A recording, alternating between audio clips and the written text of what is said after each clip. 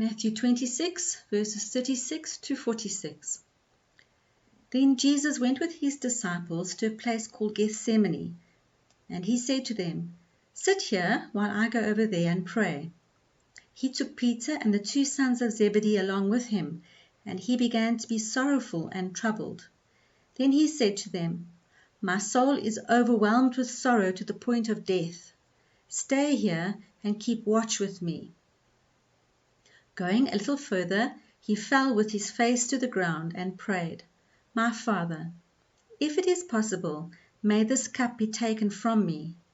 Yet not as I will, but as you will."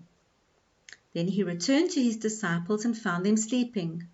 "Could you men not keep watch with me for 1 hour?" he asked Peter. "Watch and pray so that you will not fall into temptation. The spirit is willing, but the body is weak." He went away a second time and prayed, "My Father, if it is not possible for this cup to be taken away unless I drink it, may your will be done." When he came back, he again found them sleeping because their eyes were heavy. So he left them and went away once more and prayed the third time, saying the same thing. Then he returned to the disciples and said to them, "Are you still sleeping and resting? Look, the hour is near, and the Son of Man is betrayed into the hands of sinners.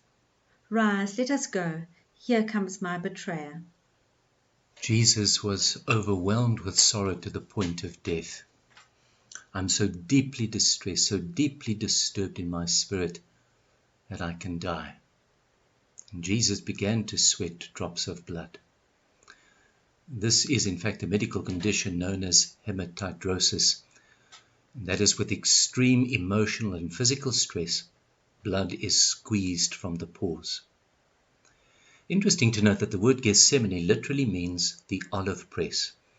And this is a device that crushes and that squeezes, puts tremendous pressure upon the fruit in order to get the oil out of the olive. And that, in a sense, is what Jesus was experiencing, a crushing, a squeezing, a tremendous pressure upon his life. And why was that? Why was Jesus so troubled in spirit? Well, he was anticipating what was going to happen the next day. And what was going to happen? Jesus was going to do the will of God. He was going to become a sacrifice for sin. He was going to pay the penalty of sin for us. He was going to drink the cup of God's wrath. Penalty? The wages of sin is death. It is separation from God.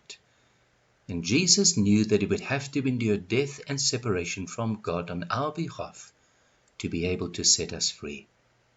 And that is exactly what Jesus would do. That is what he was wrestling with in the Garden of Gethsemane. Difficult to read a portion of scripture like that, understanding exactly what Jesus was experiencing. Difficult to read that with dry eyes.